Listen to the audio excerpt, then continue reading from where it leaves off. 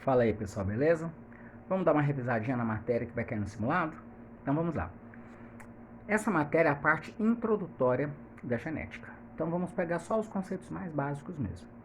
Primeiro, vamos lembrar que existem dois tipos de gene. Dominante, que é o mais forte e sempre prevalece, e o gene ou alelo recessivo, que só vai ocorrer a característica do alelo recessivo se ele tiver em dupla, dois iguais. Se tiver um dominante, o dominante prevalece sobre o recessivo.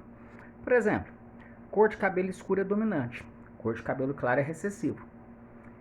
Dois pais de cabelo claro podem ter um filho de cabelo escuro? Sabe por que não? Porque os dois pais de cabelo claro são dois recessivos com dois recessivos. Como é que vai ser um dominante? Mas dois pais de cabelo escuro podem ter um filho de cabelo claro? Aí sim, por quê? Se o pai e a mãe tiverem cabelo escuro, mas forem azão, azinho, dominante com recessivo, o filho pode receber um recessivo de cada e ter o cabelo claro. Então, duas pessoas com características dominantes podem ter um filho recessivo? Sim. Duas pessoas com características recessivas podem ter um filho dominante? Não, de maneira alguma. Uma outra coisa importante a gente relembrar é o que a gente chama de dominância incompleta. Quando tem dois genes diferentes, mas que têm a mesma força. O excelente exemplo para a gente ver isso é aquela planta, aquela flor que tem aqui no centro-oeste, chamado Mirabilis jalapa, que tem ela branca e vermelha. Mas quando você cruza a branca com a vermelha, nascem flores rosas. Ok? Então, por exemplo, se eu cruzar uma rosa com uma rosa, que é BV, branco, vermelho, que dá rosa, cruzando com BV. Se eu cruzar BV com BV, vai dar o B de uma com B de outra, vai dar flor branca. O B de uma com V da outra, flor rosa. Isso acontecer duas vezes, dá 50% de rosa. E o V de uma com o V da outra vai dar vermelha. Então, como que a gente vai ficar? Se eu cruzar uma planta rosa com a planta rosa, vai dar branca, rosa, rosa, vermelha. Por quê? Porque no caso dessa planta, a cor branca e a cor vermelha, uma não consegue dominar sobre a outra.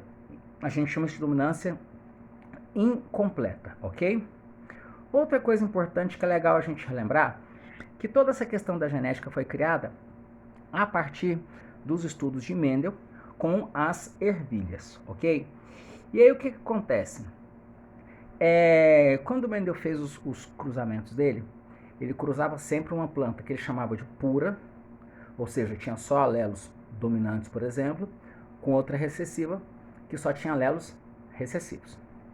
Isso gerava plantas que nós chamamos de heterozigotas, que tem um alelo dominante e um alelo recessivo. E aí, quando ele tinha uma planta que tinha característica dominante, mas ele não sabia se ela era heterozigota, alelo dominante ou alelo recessivo, ou se ela era totalmente dominante, ele fazia o chamado autocruzamento ou cruzamento teste, que é cruzar essa planta com uma recessiva. Se quando ele cruzasse essa planta com uma recessiva só saísse a característica dominante, é porque ela só tinha alelos para dominante, ela era uma planta homogênea, ela é uma planta pura. Mas se quando ele cruzasse essa planta com a recessiva, nascesse a característica tanto dominante como recessiva, então é porque ela era heterozigota. Ela tinha um alelo dominante e um alelo recessivo, ok?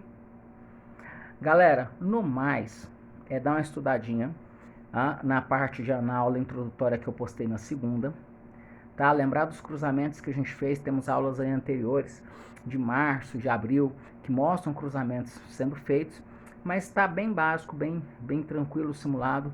É só lembrar da matéria, dessa revisão que eu dei agora, da aulinha que eu postei na segunda-feira, que dá para fazer uma prova massa.